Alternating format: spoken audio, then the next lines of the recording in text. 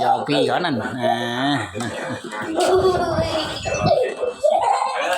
เขาไม่ทำเลยสิแล้วนะเขาไม่ต้องแบบแล้วของขโมยพรเข้าไปอยู่ในตัวพระหยอกเขาลง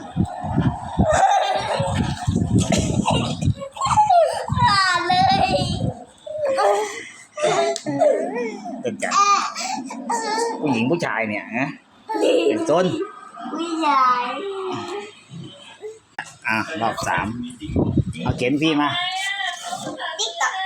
วันนี้ผมก็ไปเจอครอบครัวแฟนคือทีมสีแดงแต่เสื้อทีมรักผมไม่ค่อยอยากใส่เท่าไหร่ในช่วงนี้